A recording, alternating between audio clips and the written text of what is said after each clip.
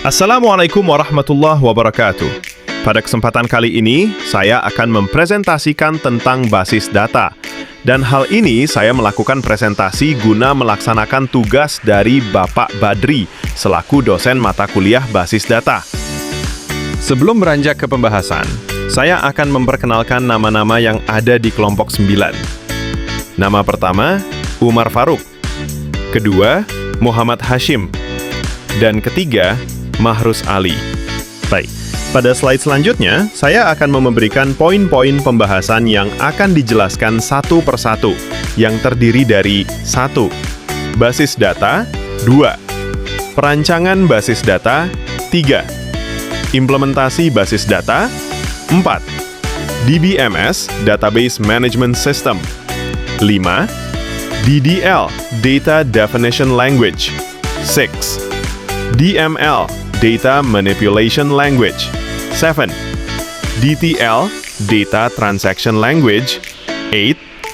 DCL, Data Control Language, 9. Insert, 10. Update.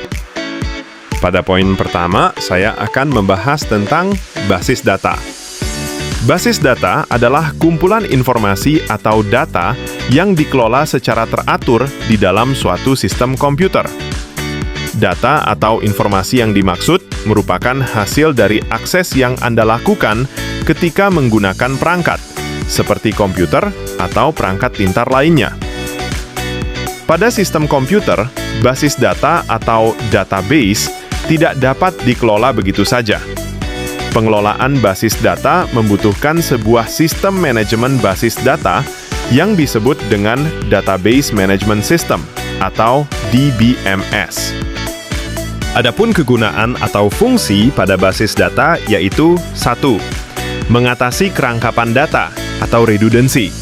2. Menghindari inkonsistensi data atau data berubah. 3. Mengatasi kesulitan dalam mengakses data. 4. Menyusun format yang standar dari sebuah data. 5. Penggunaan oleh banyak pemakai atau multiple user. 6. Melakukan perlindungan dan pengamanan data atau data security. Dan ketujuh, menyusun integritas dan independensi data. Pada pembahasan kedua, yaitu perancangan basis data. Perancangan basis data, dikenal dengan nama database design. Perancangan basis data merupakan proses mendefinisikan struktur dan penyimpanan sekaligus cara pengambilan data yang ada dalam basis data. Biasanya, perancangan basis data tidak hanya berkutat pada penyimpanan dan pengambilan data saja, tetapi juga pada aspek keamanan, skalabilitas, dan performa.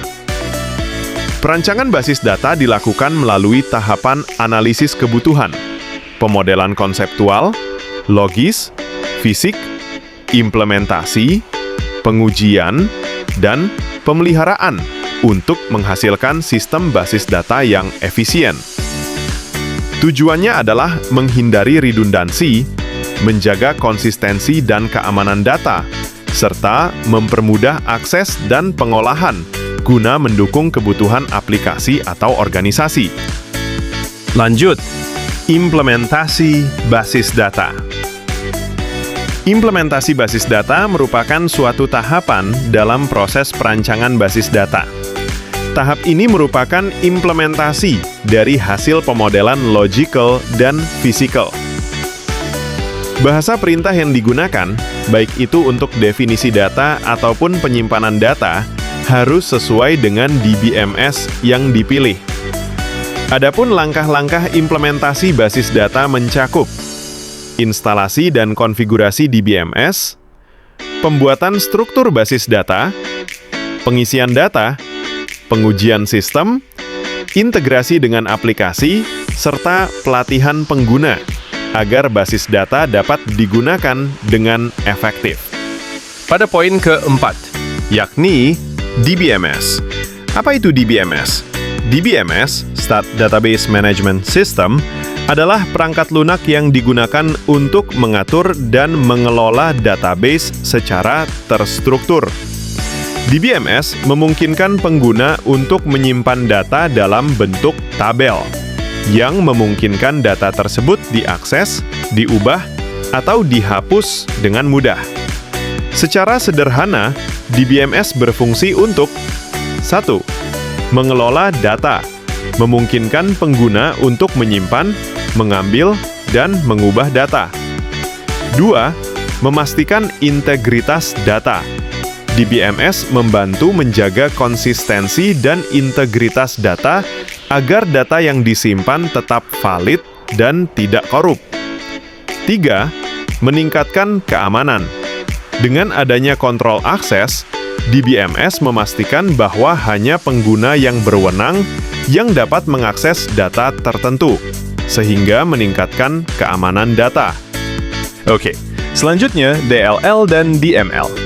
DDL tersebut merupakan singkatan dari Data Definition Language, yang digunakan untuk membuat dan memodifikasi sebuah struktur objek dalam database menggunakan perintah yang telah ditentukan dan sintaksis tertentu. DDL terdiri dari perintah-perintah yang digunakan untuk membuat, menghapus, mengubah, dan mengelola objek-objek database seperti tabel, indeks, dan tipe data. Adapun DML adalah singkatan dari Data Manipulation Language, yang merupakan bagian dari SQL, Structured Query Language, dan digunakan untuk memanipulasi data dalam database. DML memungkinkan kalian untuk melakukan operasi seperti menambahkan, menghapus, mengubah, dan mengambil data dari database.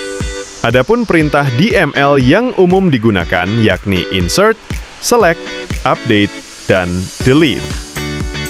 Pada pembahasan selanjutnya, yaitu DTL. DTL atau Data Transaction Language pada bahasa transaksi data adalah perintah yang digunakan untuk mengelola transaksi dalam basis data, memastikan keandalan melalui properti ACID.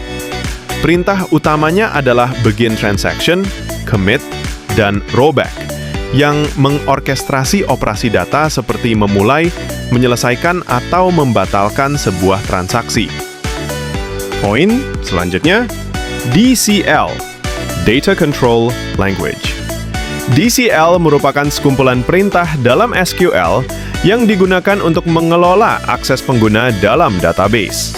Dengan DCL, Anda bisa mengatur siapa yang dapat mengakses data dan melakukan operasi DML, seperti select dan insert. Perintah yang termasuk ke dalam kelompok DCL adalah grant dan revoke. Grant. Perintah ini berguna untuk memberi pengguna hak akses ke database. Revoke. Berguna untuk menarik hak akses pengguna yang diberikan dengan menggunakan perintah grant. Sederhananya, revoke adalah kebalikan dari grant. Pada slide terakhir, yaitu poin 9 dan 10. Pada poin 9, saya akan membahas insert. Insert atau insert into dalam basis data adalah perintah SQL yang digunakan untuk menambahkan satu atau lebih baris data baru ke dalam sebuah tabel.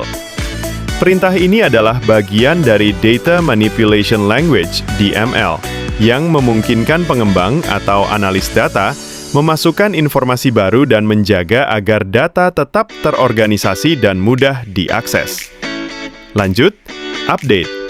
Update database adalah operasi untuk memodifikasi atau mengubah data yang sudah ada di dalam tabel database, seperti memperbarui informasi profil pengguna, memperbaiki kesalahan data, atau menyesuaikan data master.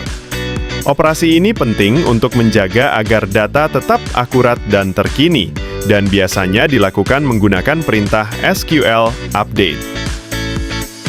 Demikianlah pemaparan materi tentang database yang telah kami sampaikan. Kami, Kelompok 9, berharap penjelasan ini dapat memberikan pemahaman yang jelas dan bermanfaat bagi kita semua. Terima kasih atas perhatian dan waktu yang telah diberikan. Kami juga terbuka untuk kritik, saran, ataupun pertanyaan yang membangun agar materi ini bisa semakin baik. Sekian dari kami, Kelompok 9. Wassalamualaikum warahmatullahi wabarakatuh.